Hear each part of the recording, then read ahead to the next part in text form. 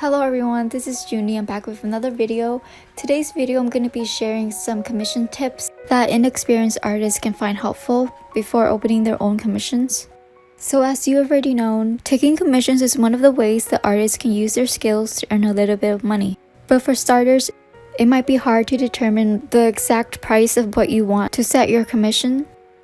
So before you establish a price, I advise you to do a little bit of research regarding comparing your skill levels to other artists and what they price their commissions. You don't want to underprice nor overprice yourself, because then you'll be receiving payments that is less than the time and effort you put into doing the commission. Also, if you overprice yourself, you might not attract any clients at all because they will think that it's too expensive for the type of commissions that you're offering. I've learned this the new way. When I first opened commissions, I underpriced myself way too low. This is the first commissions that I took, and I barely earned over 50 for doing an illustration like this. Not even. It wasn't even real money. It was like an in-game money, and I was so stupid to accept it at that time because at that time I was addicted to this game called Gaia online. And when I first opened commissions during that time, slots were quickly filled. I thought that, oh my god, a lot of people really like my art style, but in reality, it was just because I was underpricing my artwork. And people were taking advantage of that without telling me, so yeah. This is why I encourage you to do a little bit of research before pricing yourself. Set up a payment method where you can receive money. The safest method is through PayPal. I encourage you to make a business PayPal so that you can send invoice for goods and services. This way, they won't be able to reclaim back their money after receiving your artwork. This hasn't happened to me, but I've heard from multiple artists that if you request money instead of sending invoice, they could make a false claim that you stole their money and then they could get their money back while also receiving your artworks too. So it just wouldn't be fair for the artists. The safest bet is just to send an invoice.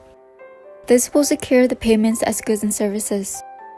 Once you accept the commissions, it is also important to set a way to easily communicate with your client regarding updates. This ensures that you're doing your job without running away with their money. It also allows you to make sure that your client likes how you're painting so far. Give your client a maximum number of what they can adjust without additional charges.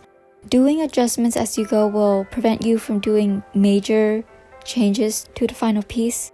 Another important thing is to establish terms of services so that clients are aware of what the art can be used for. Terms of services could be like rules relating to crediting, refunds, watermarks, non-commercial usage, etc. Also, do not work for free. Art is a creative process where years of learning is put into place. And people have to understand that, like you and everyone else, artists also have bills to pay as well. I also suggest starting commissions when you receive payment in advance, because there will be some people out there who will just run off with your artwork without paying you. So either receiving payments in advance or allow the clients to pay half, and then to finish and receive the artwork, they'll have to pay the full amount. List what you can and cannot draw. This gives the client an insight of what you can paint. It is important to give out what you promise that you'll be able to do. The last thing you want to do is to upset your client because you weren't able to deliver what you promised. Upset clients can spread negative words of mouth about you, which you might lose some potential clients in the future when you open another commission slots. Also inform them of what they'll receive at the end, like for example a high-resolution JPG file or an original piece of a traditional artwork, etc. I also encourage you to accept something that you enjoy or would like to paint. You don't want to stick with a commissions that you aren't enjoying, and because then it might affect the result of that commission. If you're not enjoying what you're painting, then you will most likely lose passion and the motivation to finish the artwork. The duration to finish a commission will be longer than it should be, just because you don't have that same level of motivation to complete it.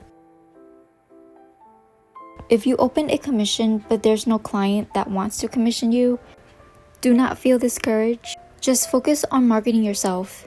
You can do this by staying active, make artwork that people love and want to share, follow trends like draw this in your style that can expose you to a wide audience. Focus on improving your skills that can help increase the appeal and desirability of your artwork. Know the worth of your art.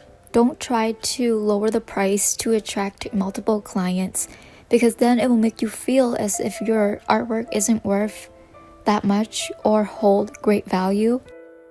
I would suggest spending those time on investing on yourself and improving your own artwork, rather than wasting your time on making cheap artworks. This is why it is also important to know your target audience. Know what they want and the demographic that you're reaching. You want someone that values your artwork and skills. Basically, you just want to compile all these informations into a document where the clients could easily read and review it. That's basically it for this video. The rest of the video would just be me finishing up painting Usagi from Sailor Moon. And I wanted to say thank you guys so much for the support.